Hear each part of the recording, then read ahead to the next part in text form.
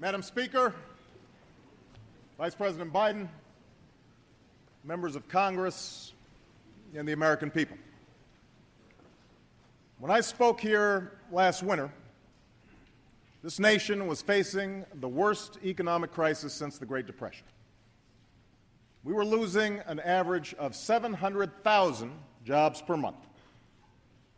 Credit was frozen, and our financial system was on the verge of collapse. Now, as any American who is still looking for work or a way to pay their bills will tell you, we are by no means out of the woods. A full and vibrant recovery is still many months away. And I will not let up until those Americans who seek jobs can find them.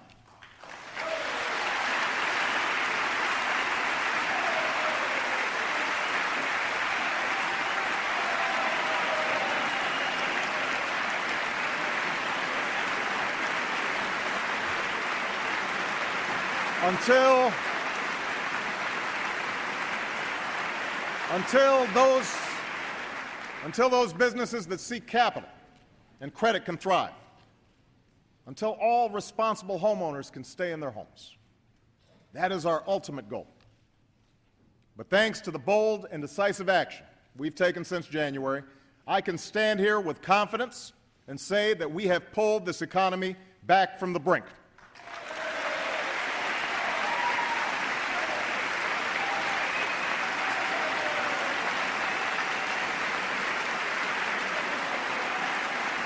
Now,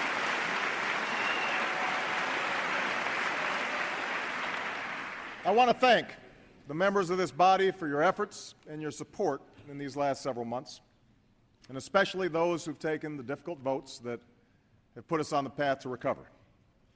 I also want to thank the American people for their patience and resolve during this trying time for our nation. But we did not come here just to clean up crises. We came here to build a future. So tonight, I return to speak to all of you about an issue that is central to that future, and that is the issue of health care. I am not the first president to take up this cause, but I am determined to be the last.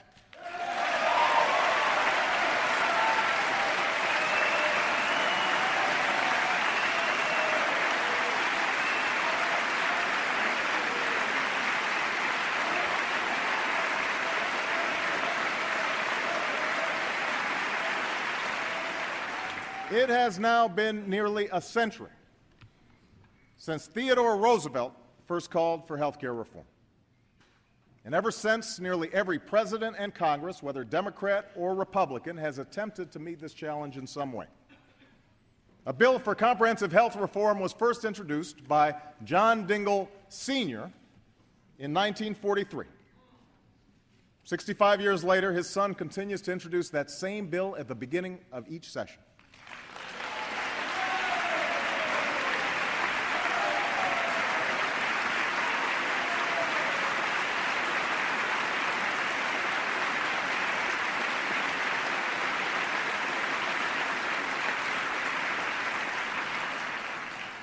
Our collective failure to meet this challenge, year after year, decade after decade, has led us to the breaking point.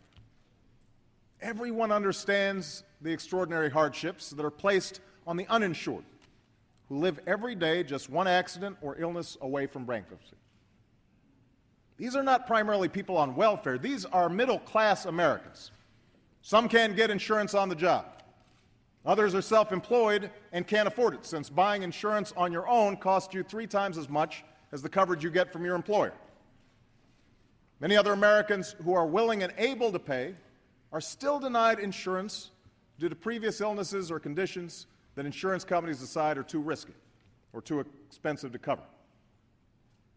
We are the only democracy, the only advanced democracy on earth, the only wealthy nation that allows such hardship for millions of its people. There are now more than 30 million American citizens who cannot get coverage. In just a 2-year period, 1 in every 3 Americans goes without health care coverage at some point. And every day, 14,000 Americans lose their coverage. In other words, it can happen to anyone. But the problem that plagues the healthcare system is not just a problem for the uninsured. Those who do have insurance have never had less security and stability than they do today. More and more Americans worry that if you move, lose your job, or change your job, you'll lose your health insurance too. More and more Americans pay their premiums only to discover that their insurance company has dropped their coverage when they get sick or won't pay the full cost of care. It happens every day. One man from Illinois lost his coverage in the middle of chemotherapy because his insurer found that he hadn't reported gallstones that he didn't even know about. They delayed his treatment, and he died because of it. Another woman from Texas was about to get a double mastectomy when her insurance company canceled her policy because she forgot to declare a case of acne. By the time she had her insurance reinstated, her breast cancer had more than doubled in size. That is heartbreaking, it is wrong, and no one should be treated that way in the United States of America.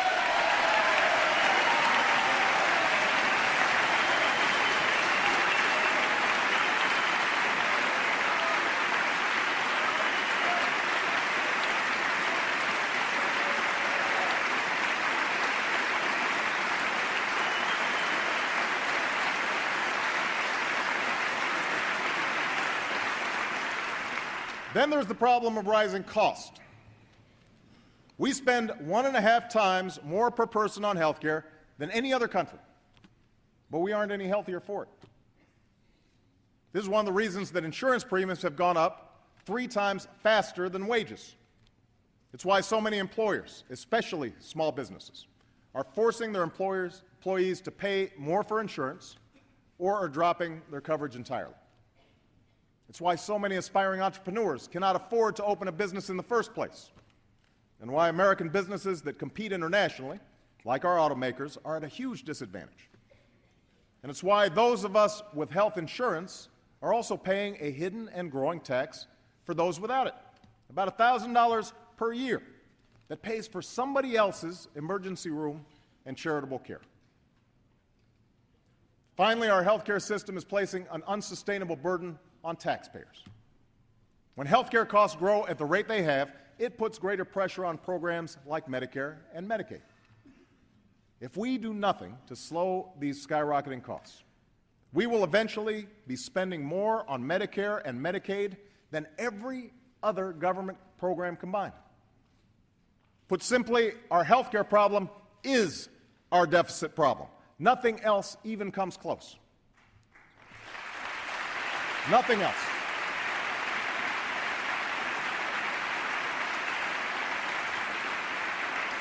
Now, these are the facts.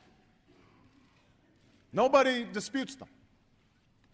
We know we must reform this system. The question is how.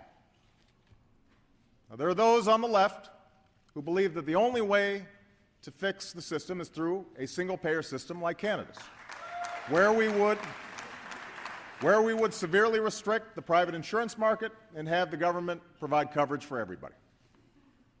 On the right, there are those who argue that we should end employer-based systems and leave individuals to buy health insurance on their own. I have to say that there are arguments to be made for both these approaches. But either one would represent a radical shift that would disrupt the health care most people currently have. Since health care represents 1/6 of our economy, I believe it makes more sense to build on what works and fix what doesn't, rather than try to build an entirely new system from scratch.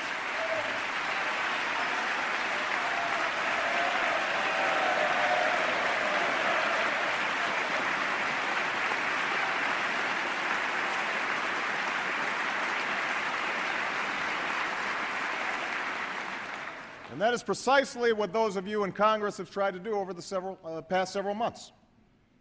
During that time, we've seen Washington at its best and at its worst. We've seen many in this chamber work tirelessly for the better part of this year to offer thoughtful ideas about how to achieve reform.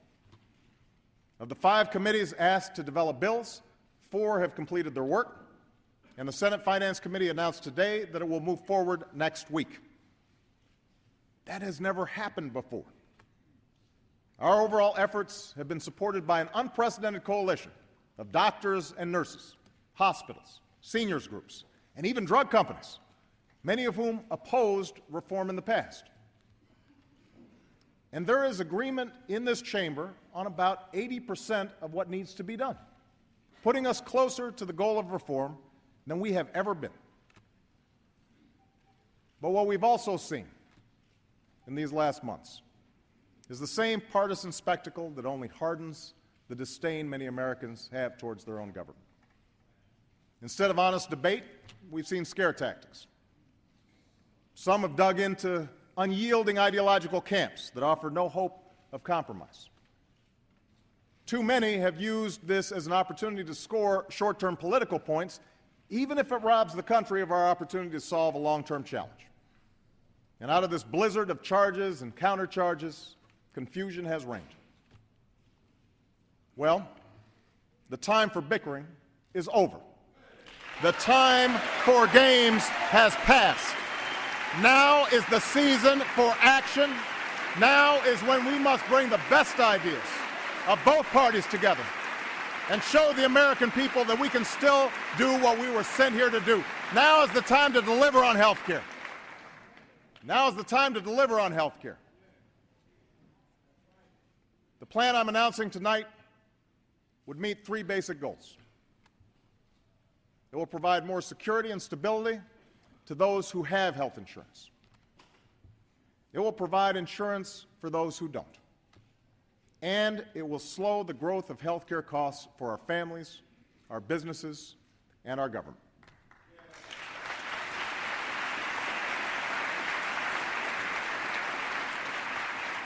It's a plan that asks everyone to take responsibility for meeting this challenge. Not just government, not just insurance companies, but everybody, including employers and individuals. And it's a plan that incorporates ideas from senators and congressmen, from Democrats and Republicans, and yes, from some of my opponents in both the primary and general election. Here are the details that every American needs to know about this plan.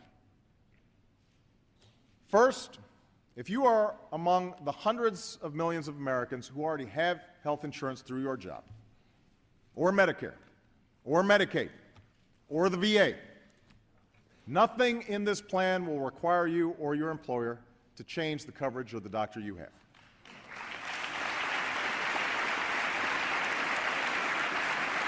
Let me repeat this.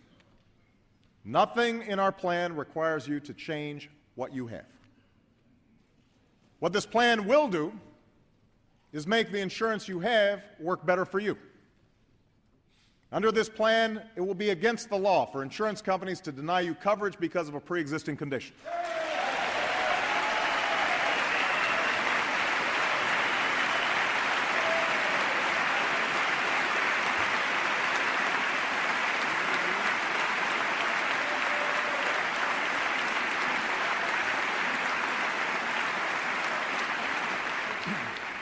As soon as I sign this bill, it will be against the law for insurance companies to drop your coverage when you get sick or water it down when you need it the most.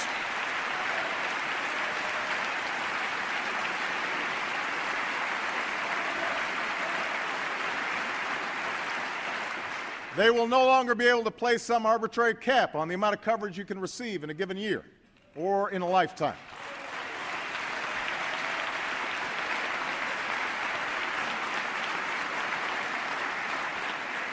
We will place a limit on how much you can be charged for out-of-pocket expenses, because in the United States of America, no one should go broke because they get sick.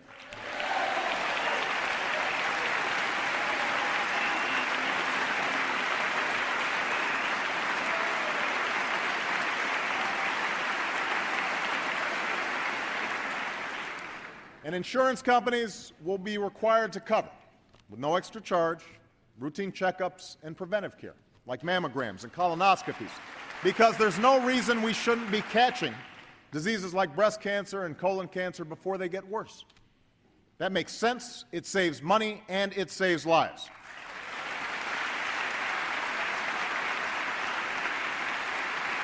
Now,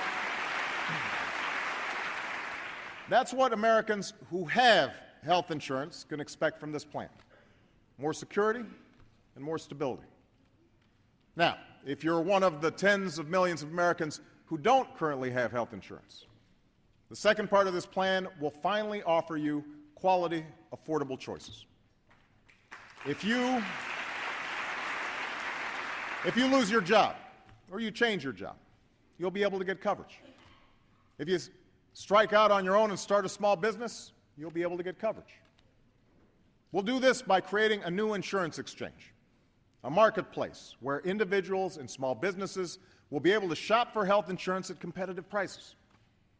Insurance companies will have an incentive to participate in this exchange because it lets them compete for millions of new customers. As one big group, these customers will have greater leverage to bargain with the insurance companies for better prices and quality coverage. This is how large companies and government employees get affordable insurance. It's how everyone in this Congress gets affordable insurance, and it's time to give every American the same opportunity that we give ourselves.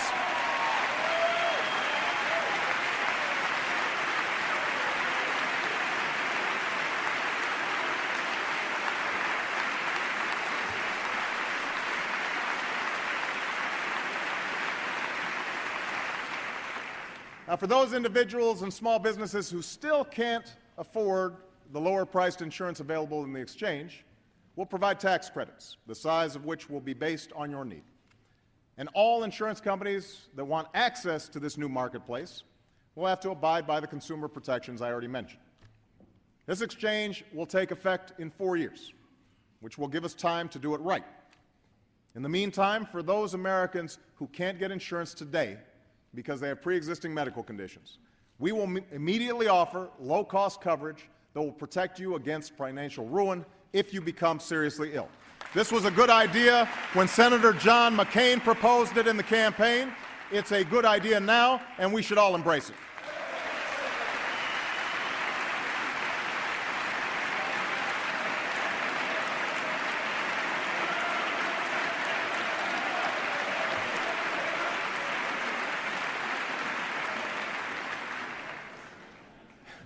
Now, even if we provide these affordable options, there may be those, especially the young and the healthy, who still want to take the risk and go without coverage.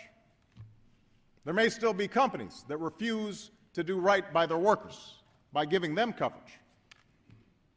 The problem is such irresponsible behavior costs all the rest of us money. If there are affordable options and people still don't sign up for health insurance, it means we pay for these people's expensive emergency room visits. If some businesses don't provide workers health care, it forces the rest of us to pick up the tab when their workers get sick and gives those businesses an unfair advantage over their competitors.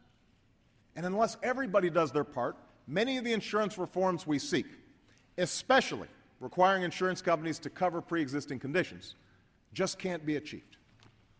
And that's why under my plan, individuals will be required to carry basic health insurance, just as most states require you to carry auto insurance.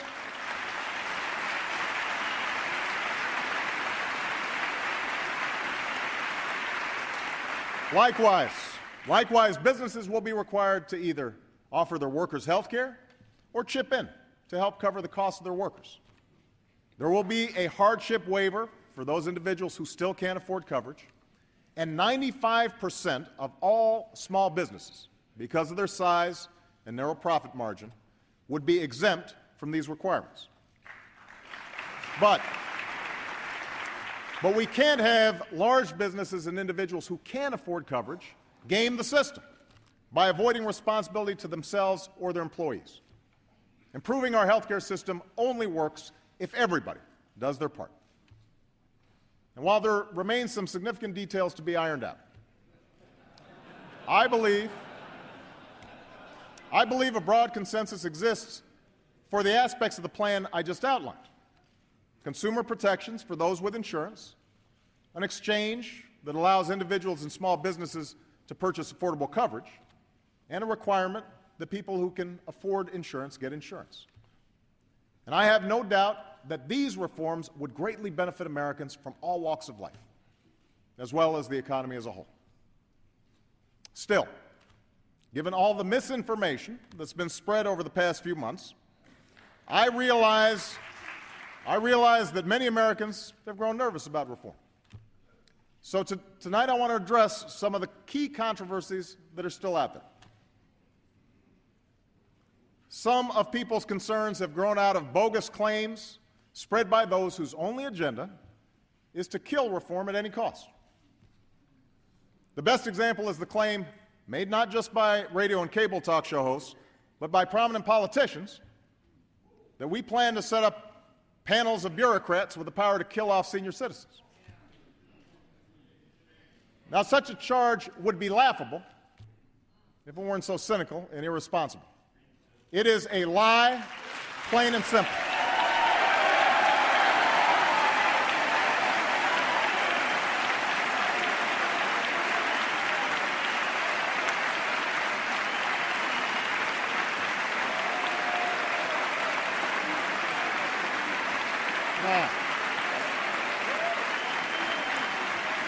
Now,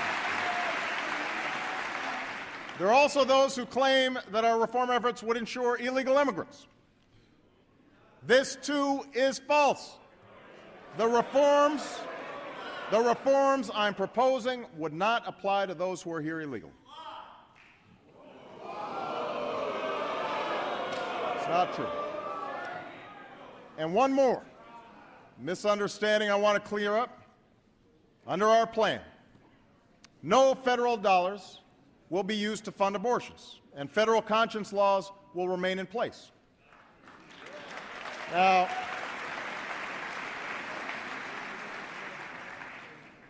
my health care proposal has also been attacked by some who oppose reform as a government takeover of the entire health care system. Now, as proof, critics point to a provision in our plan that allows the uninsured and small businesses to choose a publicly sponsored insurance option, administered by the government, just like Medicaid or Medicare.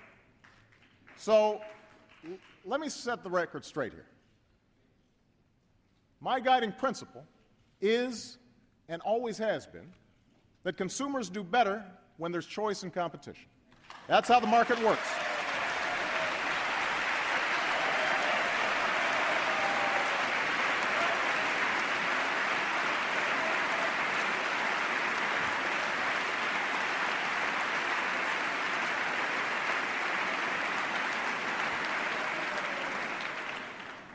Unfortunately, in 34 states, 75% of the insurance market is controlled by 5 or fewer companies. In Alabama, almost 90% is controlled by just one company.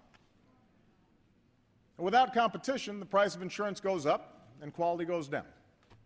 And it makes it easier for insurance companies to treat their customers badly by cherry-picking the healthiest individuals and trying to drop the sickest, by overcharging small businesses who have no leverage, and by jacking up rates. Insurance executives don't do this because they're bad people. They do it because it's profitable. As one former insurance executive testified before Congress, insurance companies are not only encouraged to find reasons to drop the seriously ill, they are rewarded for it. All of this is in service of meeting what this former executive called Wall Street's relentless profit expectations. Now, I have no interest in putting insurance companies out of business. They provide a legitimate service and employ a lot of our friends and neighbors. I just want to hold them accountable.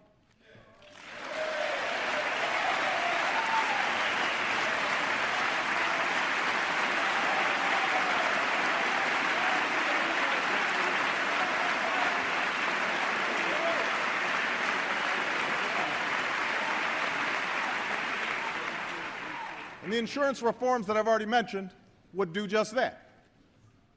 But an additional step we can take to keep insurance companies honest is by making a not-for-profit public option available in the insurance exchange.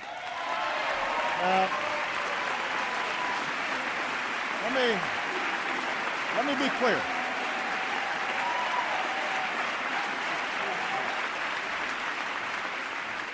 Let me be clear. It would only be an option for those who don't have insurance. No one would be forced to choose it. And it would not impact those of you who already have insurance. In fact, based on Congressional Budget Office estimates, we believe that less than 5% of Americans would sign up. Despite all this, the insurance companies and their allies don't like this idea. They argue that these private companies can't fairly compete with the government. And they'd be right if taxpayers were subsidizing this public insurance option. But they won't be.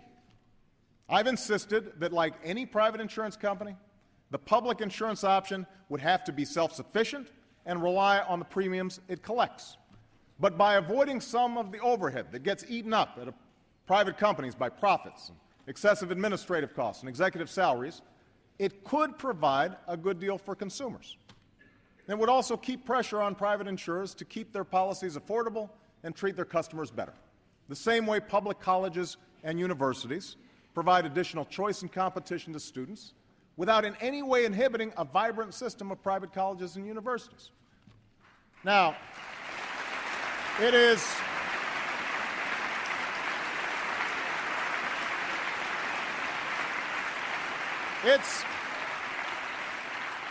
it's worth noting that a strong majority of Americans still favor a public insurance option of the sort I've proposed tonight. But its impact shouldn't be exaggerated by the left or the right or the media. It is only one part of my plan and shouldn't be used as a handy excuse for the usual Washington ideological battles. To my progressive friends, I would remind you that for decades, the driving idea behind reform has been to end insurance company abuses and make coverage available for those without it. The public option is only a means to that end. And we should remain open to other ideas that accomplish our ultimate goal. And to my Republican friends, I say that rather than making wild claims about a government takeover of health care, we should work together to address any legitimate concerns you may have.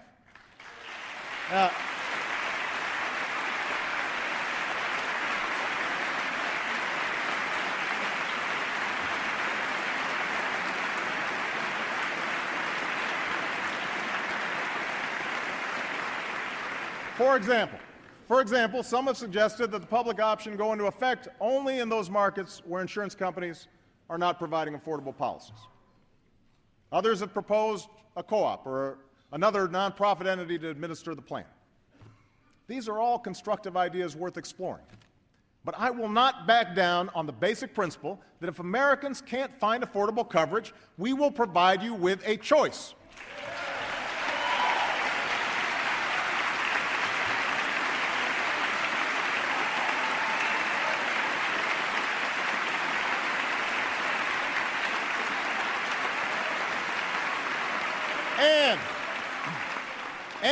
And I will make sure that no government bureaucrat or insurance company bureaucrat gets between you and the care that you need.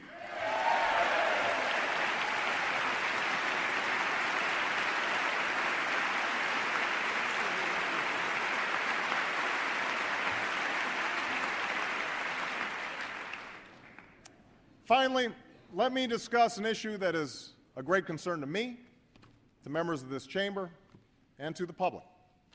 And that's how we pay for this plan. Now, here's what you need to know. First, I will not sign a plan that adds one dime to our deficits, either now or in the future.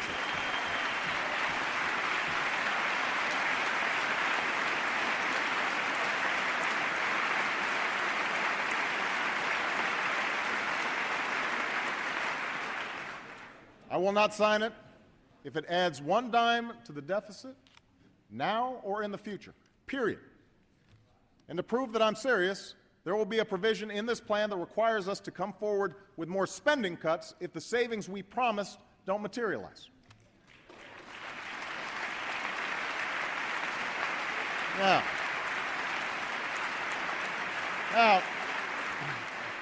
Part of the reason I faced $1 trillion deficit when I walked in the door of the White House is because too many initiatives over the last decade were not paid for, from the Iraq War to tax breaks for the wealthy.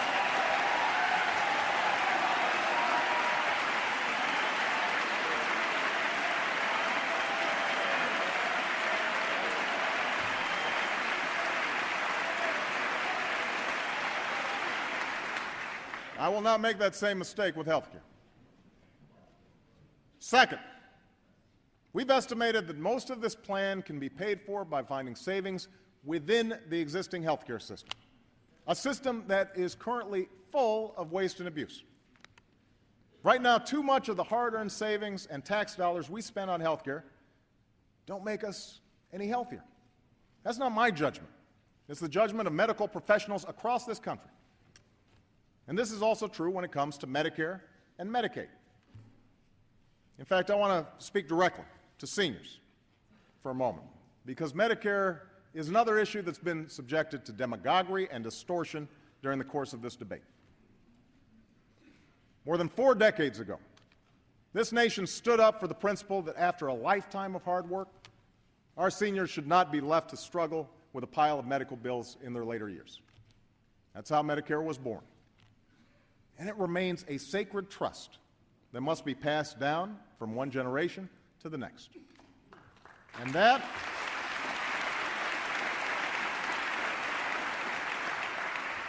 is why not a dollar of the Medicare Trust Fund will be used to pay for this plan. The only thing this plan would eliminate is the hundreds of billions of dollars in waste and fraud, as well as unwarranted subsidies in Medicare that go to insurance companies, subsidies that do everything to pad their profits but don't improve the care of seniors.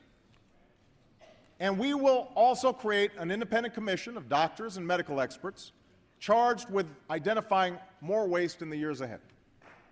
Now, these steps will ensure that you, America's seniors, get the benefits you've been promised. They will ensure that Medicare is there for future generations. And we can use some of the savings to fill the gap in coverage that forces too many seniors to pay thousands of dollars a year out of their own pockets for prescription drugs.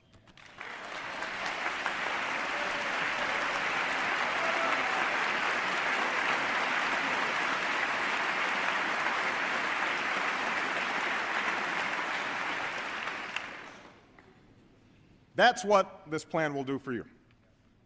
So don't pay attention to those scary stories about how your benefits will be cut, especially since some of the same folks who are spreading these tall tales have fought against Medicare in the past, and just this year supported a budget that would essentially have turned Medicare into a privatized voucher program. That will not happen on my watch. I will protect Medicare.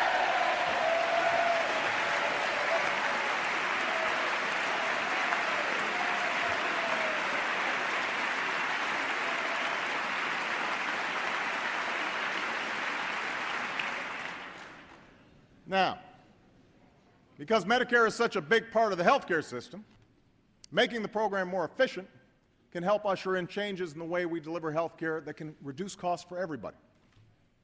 We have long known that some places, like the Intermountain Health Care in Utah or the Geisinger Health System in rural Pennsylvania, offer high-quality care at costs below average. So the Commission can help encourage the adoption of these common-sense best practices by doctors and medical professionals throughout the system. Everything from reducing hospital infection rates to encouraging better coordination between teams of doctors. Reducing the waste and inefficiency in Medicare and Medicaid will pay for most of this plan. Now, much of the rest would be paid for with revenues from the very same drug and insurance companies that stand to benefit from tens of millions of new customers.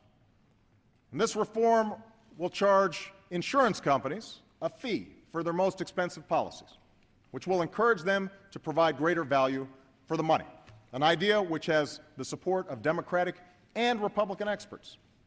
And according to these same experts, this modest change could help hold down the cost of health care for all of us in the long run. Now, finally, many in this chamber, particularly on the Republican side of the aisle, have long insisted that reforming our medical malpractice laws can help bring down the costs of health care. Now,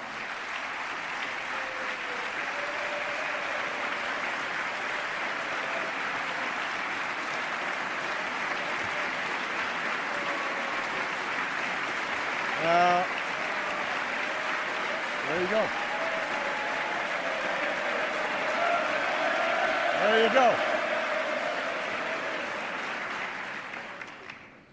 Now, I don't believe malpractice reform is a silver bullet, but I've talked to enough doctors to know that defensive medicine may be contributing to unnecessary costs. So I'm proposing that we move forward on a range of ideas about how to put patient safety first and let doctors focus on practicing medicine. I know that the Bush administration considered authorizing demonstration projects in individual states to test these ideas. I think it's a good idea, and I'm directing my Secretary of Health and Human Services to move forward on this initiative today.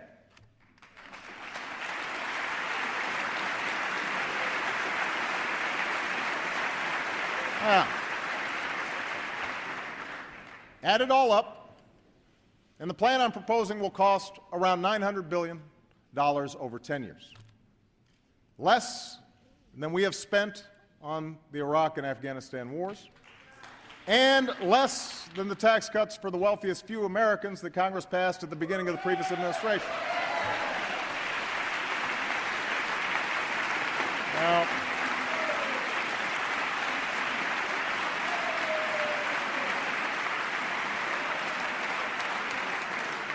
most of these costs will be paid for with money already being spent, but spent badly in the existing healthcare system.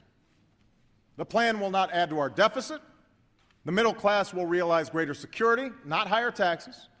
And if we are able to slow the growth of healthcare costs by just 0.1% each year, 0.1%, it will actually reduce the deficit by $4 trillion over the long term. Now, this is the plan I'm proposing. It's a plan that incorporates ideas from many of the people in this room tonight, Democrats and Republicans. And I will continue to seek common ground in the weeks ahead.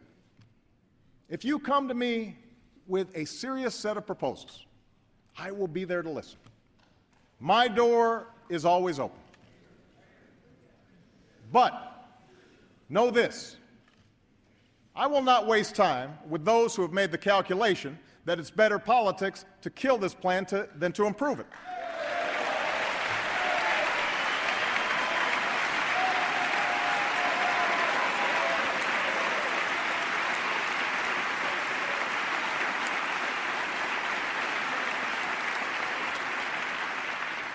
I won't stand by while the special interests use the same old tactics to keep things exactly the way they are.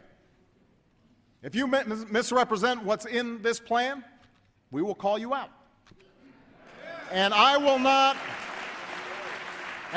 accept the status quo as a solution. Not this time. Not now. Everyone in this room knows what will happen if we do nothing. Our deficit will grow, more families will go bankrupt, more businesses will close. More Americans will lose their coverage when they are sick and need it the most, and more will die as a result. We know these things to be true. That is why we cannot fail, because there are too many Americans counting on us to succeed. The ones who suffer silently and the ones who share their stories with us at town halls, in emails, and in letters. I received one of those letters a few days ago. It was from our beloved friend and colleague, Ted Kennedy. He had written it back in May, shortly after he was told that his illness was terminal. He asked that it be delivered upon his death. In it, he spoke about what a happy time his last months were. thanks to the love and support of family and friends, his wife Vicki, his amazing children who are all here tonight. And he expressed confidence that this would be the year that health care reform, that great unfinished business of our society, he called it, would finally pass. He repeated the truth that health care is decisive for our future prosperity. But he also reminded me that it concerns more than material things. What we face, he wrote, is above all a moral issue. At stake are not just the details of policy, but fundamental principles of social justice and the character of our country. I've thought about that phrase quite a bit in recent days. The character of our country. One of the unique and wonderful things about America has always been our self-reliance, our rugged individualism, our fierce defense of freedom, and our healthy skepticism of government. And figuring out the appropriate size and role of government has always been a source of rigorous and, yes, sometimes angry debate. That's our history. For some of Ted Kennedy's critics, his brand of liberalism represented an affront to American liberty. In their minds, his passion for universal health care was nothing more than a passion for big government. But those of us who knew Teddy and worked with him here, people of both parties, know that what drove him was something more. His friend Orrin Hatch, he knows that. They worked together to provide children with health insurance. His friend John McCain knows that. They worked together on a patient's Bill of Rights. His friend Chuck Grassley knows that. They worked together to provide health care to children with disabilities. On issues like these, Ted Kennedy's passion was born not of some rigid ideology, but of his own experience. It was the experience of having 2 children stricken with cancer. He never forgot the sheer terror and helplessness that any parent feels when a child is badly sick. And he was able to imagine what it must be like for those without insurance. What it'd be like to have to say to a wife or a child or an aging parent, there is something that could make you better, but I just can't afford it. That large-heartedness, that concern and regard for the plight of others is not a partisan feeling. It's not a Republican or a Democratic feeling. It, too, is part of the American character. Our ability to stand in other people's shoes, a recognition that we are all in this together, that when fortune turns against one of us, others are there to lend a helping hand. A belief that in this country, hard work and responsibility should be rewarded by some measure of security and fair play, and an acknowledgement that sometimes government has to step in to help deliver on that promise. This has always been the history of our progress. In 1935, when over half of our seniors could not support themselves and millions had seen their savings wiped away, there were those who argued that Social Security would lead to socialism. But the men and women of Congress stood fast, and we are all the better for it. In 1965, when some argued that Medicare represented a government takeover of health care, members of Congress, Democrats and Republicans, did not back down. They joined together so that all of us could enter our golden years with some basic peace of mind. You see, our predecessors understood that government could not and should not solve every problem. They understood that there are instances when the gains and security from government action are not worth the added constraints on our freedom. But they also understood that the danger of too much government is matched by the perils of too little. That without the leavening hand of wise policy, markets can crash, monopolies can stifle competition, the vulnerable can be exploited. And they knew that when any government measure, no matter how carefully crafted or beneficial, is subject to scorn, when any efforts to help people in need are attacked as un-American, when facts and reason are thrown overboard and only timidity passes for wisdom, and we can no longer even engage in a civil conversation with each other over the things that truly matter, that at that point we don't merely lose our capacity to solve big challenges. We lose something essential about ourselves. That was true then. It remains true today. I understand how difficult this health care debate has been. I know that many in this country are deeply skeptical that government is looking out for them. I understand that the politically safe move would be to kick the can further down the road, to defer reform one more year, or one more election, or one more term. But that is not what this moment calls for. That's not what we came here to do. We did not come to fear the future. We came here to shape it. I still believe we can act, even when it's hard.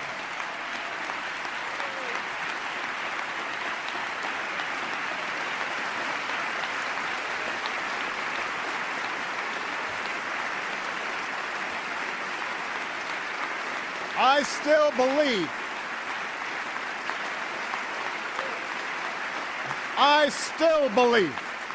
that we can act when it's hard.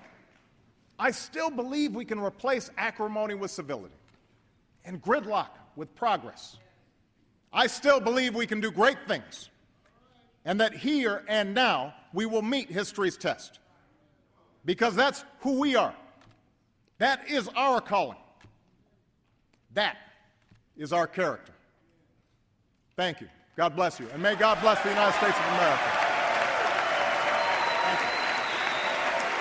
Thank you.